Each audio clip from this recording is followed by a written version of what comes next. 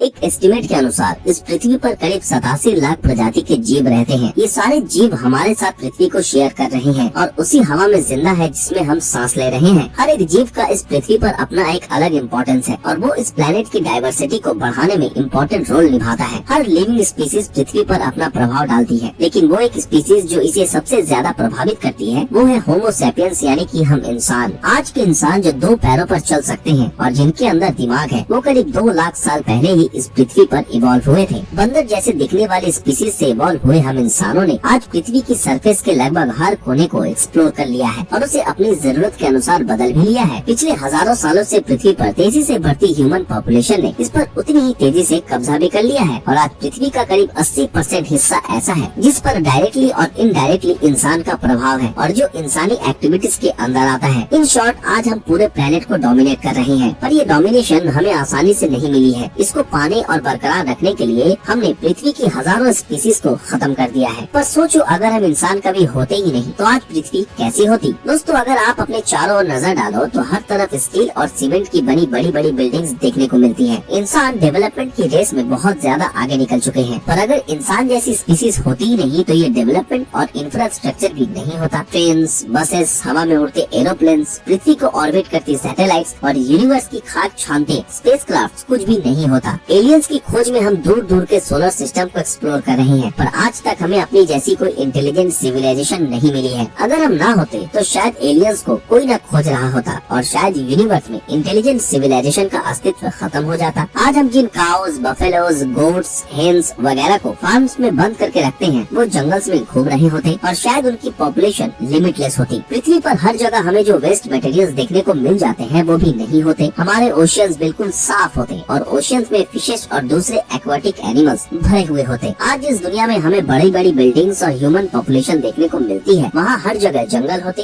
और चारों तरफ हरियाली होती। आज जिस जगह पर बैठकर आप मेरा ये वीडियो देख रहे हो, वहाँ पर शायद एलिफेंट या जिराफ जैसे बड़े बड़े मैमल्स घूम रहे होते। अगर हम आज की बात करें तो दुनिया में ऐसी गिनी चुनी जगह ही है जहाँ पर एनिमल्स और दूसरी स्पीसीज की अच्छी खासी डाइवर्सिटी देखने को मिलती है। और अगर बड़े बड़े मैमल्स जैसे कि एलिफेंट, जिराफ, राइनो, बियर वगैरह की बात करें तो वो हमें लार्ज नंबर में अफ्रीका के कुछ पार्ट्स में ही देखने को मिलते हैं। लेकिन अगर इस दुनिया में इंसान नहीं होते तो शायद एलिफेंट्स, जिराफ, हॉर्सेस और दूसरे जानवरों के बड़े बड़े झुंड यहाँ वहाँ दौड़ रहे होते। Sabre tooth tiger, giant ground sloth, woolly mammoth, dodo और तस्मानियन टाइगर जैसे जीव जो इंसानों के कारण एक्सटिंक्ट हो चुके हैं, वो भी पृथ्वी पर देखने को मिल जाते। लगातार एडवांस होती इस दुनिया में हम कई सारे दूसरे स्पीसीज को खोते जा रहे हैं। ब्लैक राइनोस, कॉन्गो के mountain gorillas, pangolin, hawksbill turtle, Amur leopard और ऐसी ही कई स्पीसीज आज एक्सटिंक्ट होने की कगार पर आ चुकी हैं और इसका क्लियर रीजन है इंसानों की एक्टिविटीज। हमारा कम्युनिकेशन और कनेक्टिविटी नेटवर्क हर साल कितनी बर्ड स्पीसीज को सैक्रिफाइस कर देता है। इंसान इसका कोई रिकॉर्ड भी नहीं बनाता। अब जरा पोल्यूशन और ग्लोबल वार्मिंग के बारे में सोचिए। ये दोनों ही प्रॉब्लम्स ह्यूमन एक्टिविटीज के ही बाई प्रोडक्ट है और इन प्रॉब्लम्स ने पृथ्वी और इसके एटमॉस्फेयर को बहुत बुरी तरह से डैमेज किया है। कुछ साइंटिस्ट दावा करते हैं कि आज से 100 साल बाद शायद पृथ्वी रहने लायक ही नहीं बचेगी। इसका रीजन कोई दूसरी स्पीसीज या आउटर स्पेस से आई कोई ट्रेजेडी नहीं, बल्कि हम इंसान ही हैं। अगर इंसान इस पृथ्वी पर न होते तो शायद ये प्रॉब्लम्स भी न होती। सिंपल वर्ड्स में कहूँ तो अगर इंसान इस पृथ्वी पर कभी आए ही नहीं होते तो ये जगह आज के कंपैरिजन में स्वर्ग की तरह होती। लेकिन पिछले कुछ समय में जैसे जैसे हम एडवांस हुए हैं, वैसे वैसे हम अपने एनवायरनमेंट के प्रति थोड़ा जागरूक भी हो रहे हैं और हम इस सिचुएशन से यही एक पॉजिटिव चीज ले सकते हैं। आज हम जब भी कोई नया प्रोजेक्ट लाते हैं तो उसका एनवायरनमेंट पर क्या असर होगा ये सोचते हैं। 4G की जगह 5G लग रहा है तो इसका बर्ड्स पर क्या असर होगा ये एटलीस्ट सोचा तो जा रहा है। आज दुनिया में ऐसी भी कई ऑर्गेनाइजेशंस मौजूद हैं जो एनिमल राइट्स की बात कर रहे हैं और एक्सटिंक्ट होने की कगार पर पहुंच चुके एनिमल्स को बचाने की कोशिश कर रही हैं। खैर, अगर हम होते ही नहीं तो इन सभी चीजों की जरूरत ही नहीं पड़ती और शायद इसके बारे में कोई सोच ही नहीं रहा होता। पर दोस्तों, यहाँ सोचने वाली बात यह है कि अगर हम इंसान ना होते तो क्या सच में इस पृथ्वी पर कोई इंटेलिजेंट सिविलाइजेशन एग्जिस्ट नहीं करती? आज से 6.5 करोड़ साल पहले विलुप्त हो चुके डायनासोर्स के बारे में हम काफी ज्यादा नॉलेज रखते हैं। इनके फॉसिल से मिले सबूतों के आधार पर हम अच्छे से जानते हैं कि डायनासोर्स बेहद ही विशाल जीव हुआ करते थे, पर उनके दिमाग का साइज काफी छोटा था, यानी कि वो पृथ्वी की डोमिनेंट स्पीसीज होने के बावजूद इंटेलिजेंट नहीं कही जा सकती थी। इतिहास में हमें निएंडरथल जैसी ह्यूमन स्पीसीज के सबूत भी मिलते हैं और वो कुछ हद तक इंटेलिजेंट भी हुआ करते थे। पर जैसा कि चार्ल्स डार्विन की थ्योरी ऑफ एवोल्यूशन कहती है, इस दुनिया में वही जिंदा रहता है जो कि फिटेस्ट होता है। होमो सेपियंस ने निएंडरथल्स को खत्म कर दिया। अब इंसान के बिना इस पृथ्वी पर इंटेलिजेंट स्पीसीज होती या नहीं, इसके बारे में कुछ भी नहीं कहा जा सकता, लेकिन वो दिन जब इंसान अपनी सिविलाइजेशन को तबाह कर देगा वो कभी भी आ सकता है। वैसे दोस्तों इस बारे में आपकी क्या राय है, कमेंट में